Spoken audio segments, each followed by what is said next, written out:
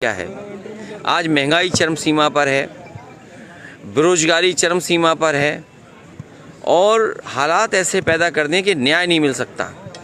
इस सरकार में अब न्याय की उम्मीद मत करिए। अधिकारी और कई ऐसे लोग हैं जो कुर्सियों पर बैठे हैं, वो भारतीय जनता पार्टी के कार्यकर्ता या पदाधिकारी बन करके फैसला ले रहे हैं। अगर अधिकारी भारतीय जनता पार्टी के नेता बन करके काम करेंगे तो न्याय कौन देगा। इस सरकार में जनता को न्याय नहीं मिलने वाला। हाल में ही आपने कानपुर की कस्टोडियल डेथ देखी, किस तरीके से पुलिस ने और वहाँ के लोगों का दबाव रहा होगा भारतीय जनता पार्टी के, किस तरीके से थाने में मारपीट हुई और बाद में उसकी जान चली गई। इसी तरह घटना कन्नौज में हुई है। कन्नौज में जो घटना हुई है उसका अगर दोषी कोई है तो वहाँ का विधायक, जो महिला विधायक हैं वो, और जिलाधिकारी। निकाय चुनाव जैसी आरक्षण तय होगा, समाजवादी पार्टी पूरी तैयार है, जनता के बीच जाएगी।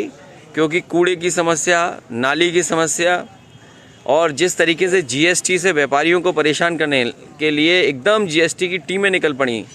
व्यापारी लोगों को मैं सावधान करना चाहता हूँ, ये केवल चुनाव के लिए इन्होंने छापे रोके हैं। चुनाव के बाद आप देखना सबसे ज़्यादा छापे व्यापारियों पे पड़ने जा रहे हैं। क्या लग रहा है सर, आज खजांची को बुलाया और आपने ट्वीट भी किया कि हर रंग से प्यार है। ये हर रंग देखिए, मतलब क्या है? ये मैंने नहीं खजांची को बुलाया, खजांची अपने आप आया। और खजांची का जो पहनावा था वो रंग आप समझ सकते हो, बहस में है रंग। उस रंग पे बहुत बहस हो रही है। हालांकि ऐसी बात मैं नहीं कहूँगा, आप खुद चीज़ें जानते हो। भारतीय जनता पार्टी ध्यान हटाने के लिए और जब नाकाम हो जाती है तो ध्यान भटकाने के लिए इस तरह की बहस छेड़ती है। उसमें हमारे मीडिया साथी भी शामिल हो जाते हैं। कौन सा रंग, हर रंग का एक अपना अलग महत्व है। अगर इस रंग का महत्व है तो कोई ऐसा नहीं है जो सम्मान न करता हो रंग का। लेकिन केवल टारगेट इसलिए करना कि वो किसी एक धर्म से जुड़े एक्टर हैं या धर्म से जुड़े लोग हैं, ये भारतीय जनता पार्टी की सोची समझी रणनीति है, षड्यंत्र है और हर आदमी जानता है। देखिए, जब बीजेपी एक्सपोज हो जाए, बीजेपी की ये स्ट्रेटजी एक्सपोज हो गई है, अब बीजेपी को कोई नई स्ट्रेटजी लानी चाहिए।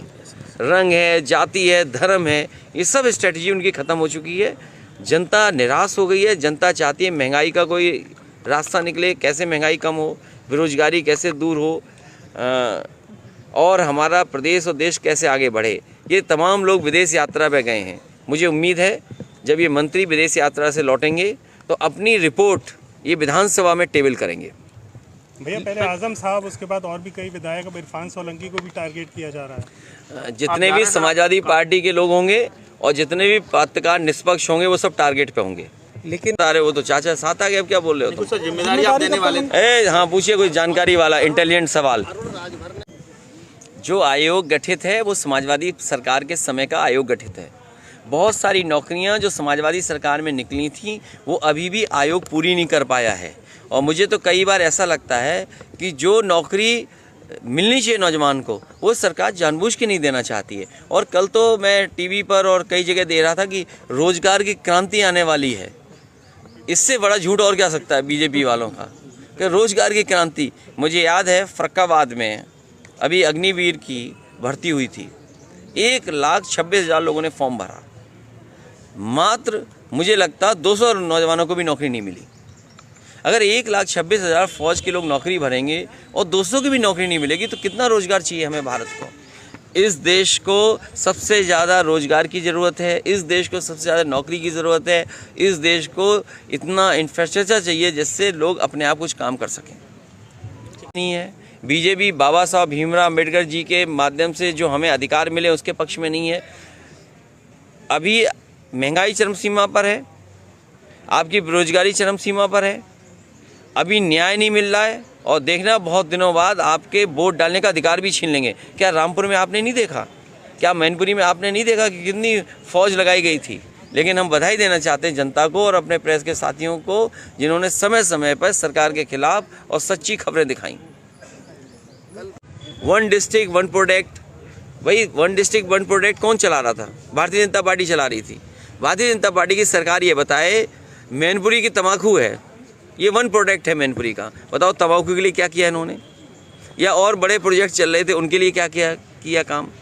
अगर मैनपुरी में 1 डिस्ट्रिक्ट 1 प्रोडक्ट में ये बताएं कितना बजट दिया है, इटावा में 1 डिस्ट्रिक्ट 1 प्रोडक्ट में कितना बजट दिया है, फिरोजाबाद है 1 डिस्ट्रिक्ट 1 प्रोडक्ट में कितना इन्होंने बजट दिया, और फिर जो पहले से इन्वेस्टमेंट मीट हो चुकी हैं उन इन्वेस्टमेंट मीट के माध्यम से किस ज़िले में क्या आया है, कितना पैसा इन्वेस्ट हुआ, ये सरकार क्यों छिपा रही है, बता क्यों नहीं रही।